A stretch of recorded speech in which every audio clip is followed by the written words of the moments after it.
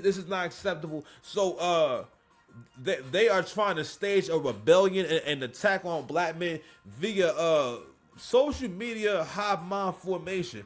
There's a young lady who put up a post saying basically in solidarity with Megan Thee Stallion. In solidarity with Megan Thee Stallion, we are all going to cheat on our man. I'm gonna let AC talk a little bit. You know what I mean? I'm gonna get a little cook, and then we're gonna show the post, and we're gonna move on. Salute, salute, salute. So I did the video, right, yesterday, and I was showing y'all how, it seems like they forget. Seems like they forget.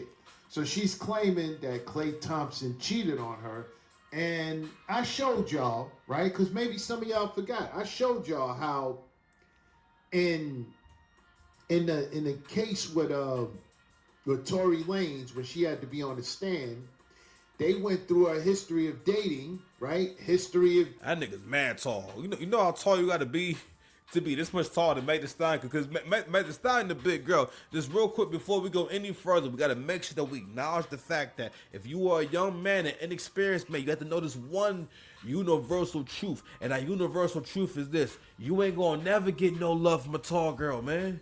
You can't get no love from a big girl. You can't get no love from a tall. Really not no girl really, but I'm just saying you can't get, but definitely not a big girl or a tall girl. See that now I put it in man terms because I only understand the world if I put the blame on the man. We understand that niggas who are losers aren't gonna get the best guy. I mean, I'm sorry, the best girl. We don't feel, oh my God, how come Tyrone with the hoopty and got him a bad bitch? No one ever asked that. No one ever asked why he's going on.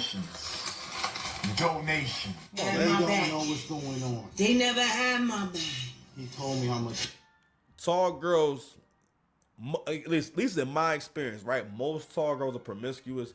Most tall girls are really a lot of times they be mad. They be mad. Like tall girls be mad, and women who be built bad with bad shaped bodies, like those Eminem shaped bodies, they be real mad. You know what I mean? They be having Crocs on, and Crocs adds to the anger. I feel like the more you put on clothes that require no effort, the more you come with the I don't give a damn type of energy. I don't care. As soon as I see the Crocs, that's the first step towards me knowing that you are willing to throw it all away. And then we would add some pajama pants, mismatched nasty low sitting ankle socks. We losing the plot, man. Never had my back, bro.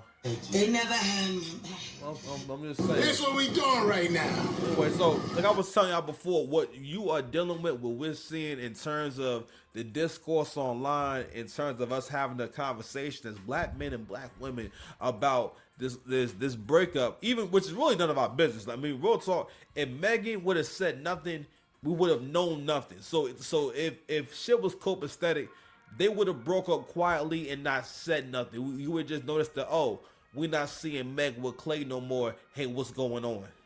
Speculation. And then they put out a statement saying, hey, we enjoyed our time together.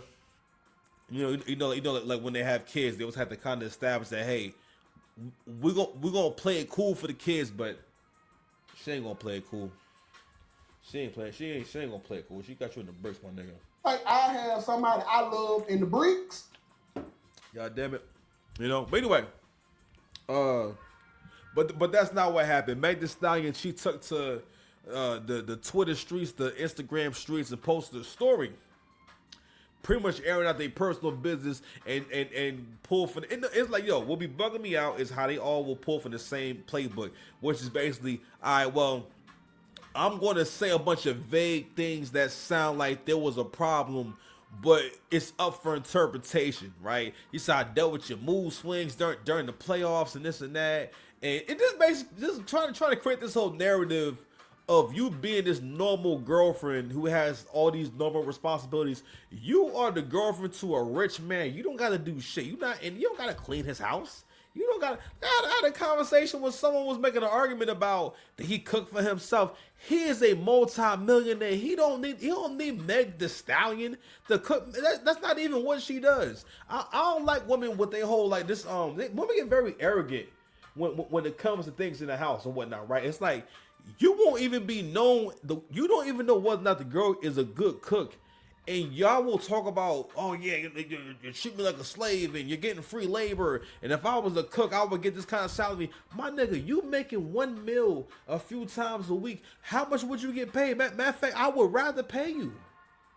I would rather pay you so I can pay. And that's why you gotta pay, because that's how you pay them to shut the fuck up. Getting people to shut the fuck up, you gotta pay them. It costs money. I couldn't find out. I owed you money the whole time. Couldn't find out it was a price to pay the whole time, man. And that's what niggas don't be getting, man. Listen, shout out to CJ, man. Shout out to Sensei. Sensei Greg Adams, man. I'm just saying, they never had my back. I know what's going on. They never had my back. You feel They me? told me how much he wants to take you. They never had my back.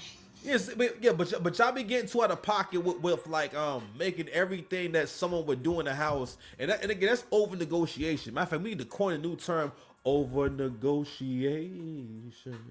Y'all be over negotiating, as far as like women and whatnot, right? Where like you try too hard to negotiate a deal rather than letting things happen. That's another reason why it's like it's not happening for you all.